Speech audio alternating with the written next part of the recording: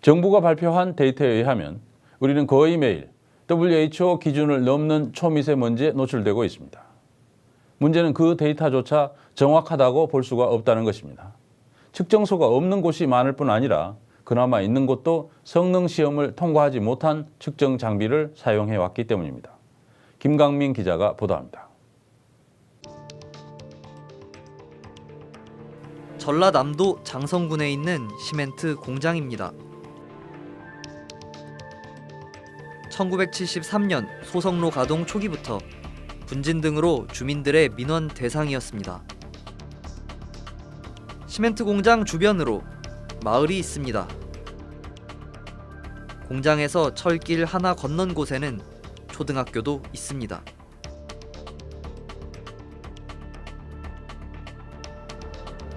석회석 광산과 공장을 잇는 운반로에는 석회석 가루가 하얗게 굳어 있습니다. 매일 아침 트럭들이 석회석을 실어 나르는 길입니다. 먼지는 좀 많이 날리나요? 말도 못해요. 먼지는. 그 물을 주고 찔깍박깍 그러면 우리가 가면 차가 가면 뛰어배기요. 옷에 가서. 응. 그러면 앉는 게. 바로 와서 담가놔야 돼. 응. 쪼까 몰라보면 앉아. 기침은 일상이라고 말합니다.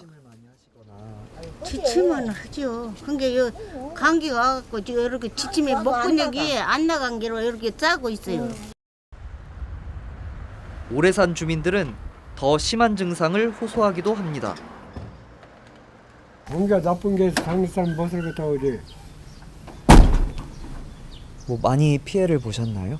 지금 50년을 피해를 보고 살지. 안 좋아가지고 10일이나 갔었어. 호흡기관 이상이 있다고 해가지고 가가지고 치료받고. 지난 2013년 조선대학교 연구팀은 시멘트 공장 주변 주민들의 건강 상태를 진단했습니다. 폐기능 장애 비율이 높았고 관련 직업을 가진 적이 없는 사람들에게 진폐증이 발견되는가 하면 주민들 중 27%에서는 혈관 협착이나 동맥경화를 보이는 석회반이 발견됐습니다. 장성군 전체적으로는 호흡기계 질환 사망률이 10만 명당 33.5명으로 전국 28.5명이나 전남 30.1명보다 높았습니다.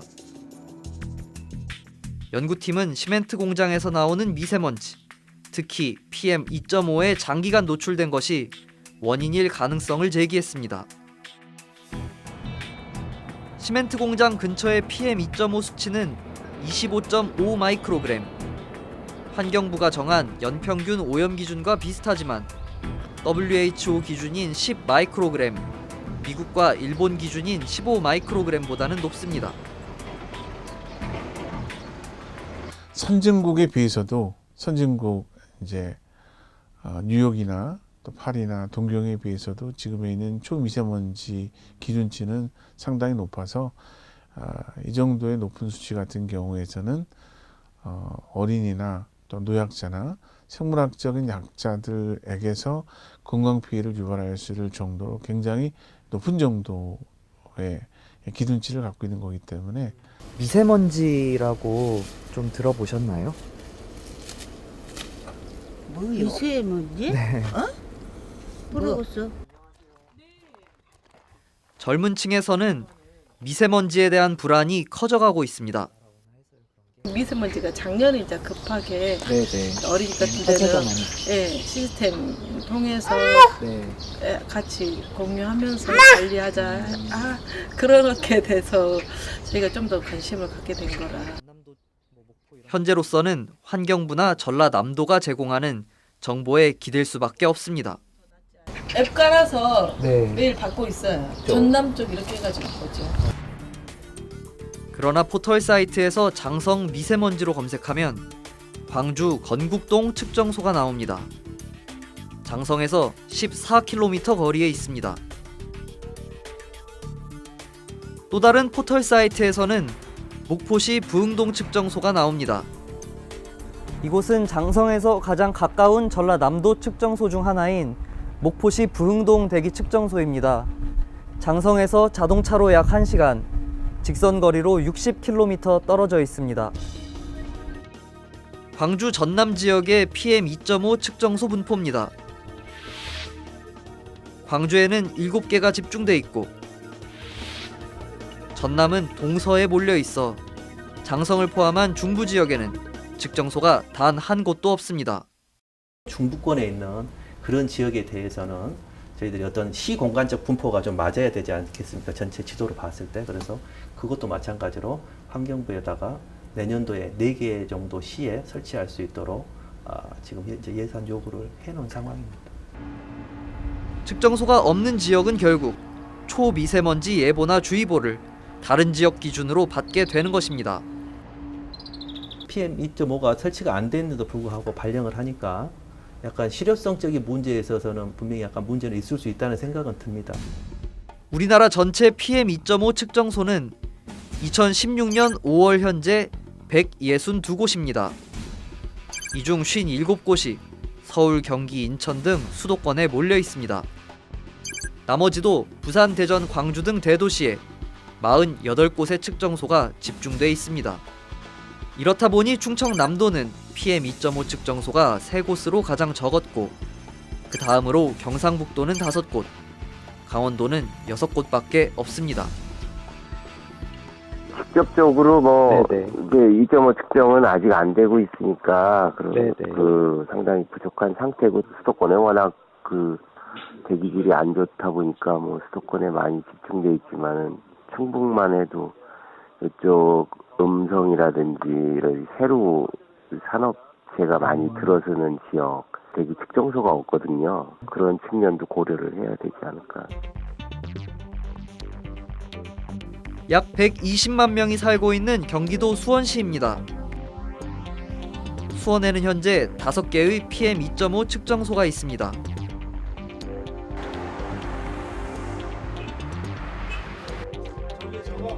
수원시는 수원시청에 측정소를 설치해놓고 있었습니다. 4층 건물 옥상에 있는 이 측정소의 높이는 30m 정도입니다.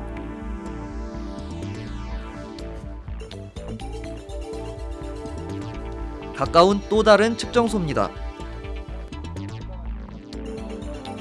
시청에서 직선 거리로 3km 떨어져 있었습니다.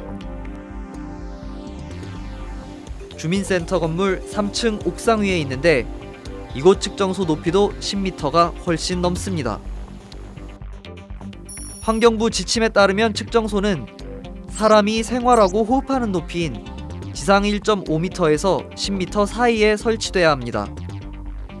또 중복 측정을 피하기 위해 측정소 간 거리는 최소 4km 이상을 둬야 합니다. 섭외를 하려면은 관공서 옥상에 있는데 현재 관공서 옥상들이 보통 2층, 3층 이상 건물이 됩니다. 낮아도 2층 건물은 없습니다. 3층은 그게 10m입니다. 3층이면 그럼 그 옥상에 올라가면 걔는 무조건 15, 20m가 됩니다. 측정도가.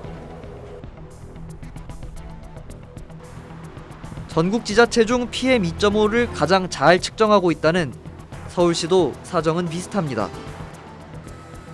각 구별로 하나씩 설치돼 있는 25개 도시대기 측정소 대부분이 건물 옥상에 설치돼 있습니다.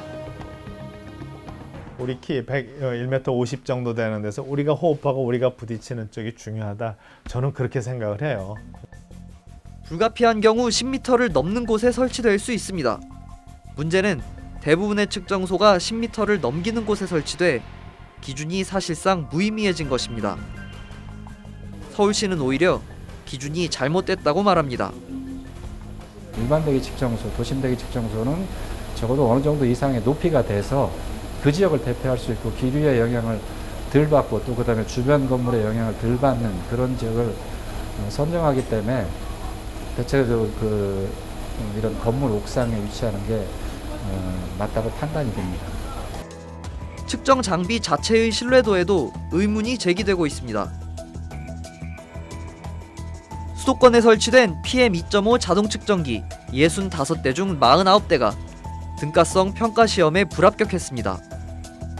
평가 대상 장비 4대 중 3대가 정확도 기준에 못 미친 것입니다. 이런 장비들이 2015년 11월 감사원 감사가 있기 전까지 PM2.5의 측정과 예보에 활용됐습니다. 미국 예일대와 컬럼비아대 연구진이 발표한 환경 성과 지수를 보면 우리나라의 PM2.5 오염도는 180개 국가 중 174위, 거의 최하 수준으로 나타났습니다. 시민들의 불안은 나날이 높아지고 있지만 정부는 가장 기본이 되어야 할 측정에서조차 허점을 노출하고 있습니다. 뉴스타파 김강민입니다.